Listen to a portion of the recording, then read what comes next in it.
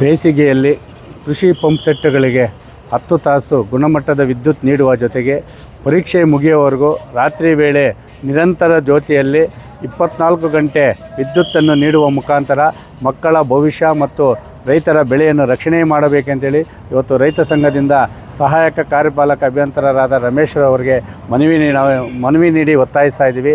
ಇವತ್ತು ಇಂಧನ ಸಚಿವರಾದ ಜಾರ್ಜ್ ಅವರು ಹೇಳ್ತಾರೆ, ಯಾವುದೇ ಕಾರಣಕ್ಕೂ ನಾವು ಲೋಡ್ ಶೆಡ್ಡಿಂಗ್ ಮಾಡೋದಿಲ್ಲ, ರೈತರ ಬೆಳೆಗಳನ್ನು ರಕ್ಷಣೆ ಮಾಡಿಕೊಳ್ಳಲು ಗುಣಮಟ್ಟದ ವಿದ್ಯುತ್ ನೀಡ್ತೀವಿ ಅಂತೇಳಿ ವಿಧಾನಸೌಧದ 4 ಗೋಡೆಗಳ ಮಧ್ಯೆ ಹೇಳುವ ಅಂತರ ಅವರ ಹೇಳಿಕೆ ಆ ಒಂದು ಪತ್ರಿಕಾ ಮತ್ತು ಮಾಧ್ಯಮಗಳಿಗೆ ಮಾತ್ರ ಸೀಮಿತವಾಗ್ತದೆ.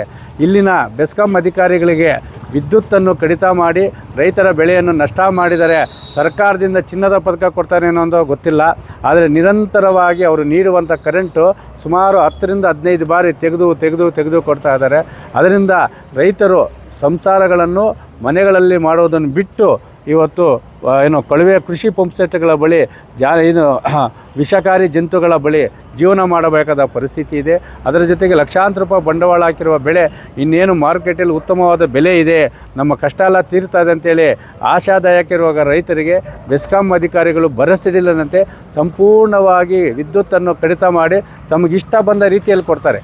ಯಾವಾಗನ ಕೊಡ್ಬೋದು ಅವರು, ರಾತ್ರಿ 12 ಗಂಟೆಗೆ 1 ಗಂಟೆಗೆ.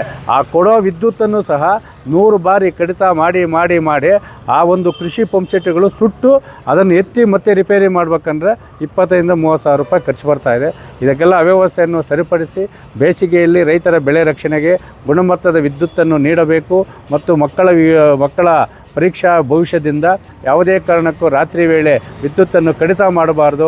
ಒಂದು ವೇಳೆ ಬೆಸ್ಕಾಂ ಅಧಿಕಾರಿಗಳ ಬೇಜವಾಬ್ದಾರಿಯಿಂದ ಸಮರ್ಪಕವಾದ ವಿದ್ಯುತ್ತನ್ನು ನೀಡದೆ ರೈತರ ಬೆಳೆ ಮತ್ತು ಮಕ್ಕಳ ಭವಿಷ್ಯ ಹಾಳಾದರೆ ಅವರ ಸಂಬಳವನ್ನು ಕಡಿತ ಮಾಡಿ ಅವರ ಆಸ್ತಿಯನ್ನು ಹರಾಜು ಹಾಕಿ ನಷ್ಟ ಪರಿಹಾರವನ್ನು ರೈತರಿಗೆ ಕಟ್ಟಿಕೊಳ್ಳುವ ಕಾನೂನಿಗೆ ನಾವು ವಿಧಾನಸೌಧದ ಮುಂದೆ ಹೋರಾಟ ಮಾಡುವ ಜೊತೆಗೆ ಇಂಧನ ಸಚಿವರ ಮನೆ ಮುತ್ತಿಗೆ ಹಾಕುವ ಎಚ್ಚರಿಕೆಯನ್ನು ನೀಡ್ತಾ ಇದ್ದೀವಿ.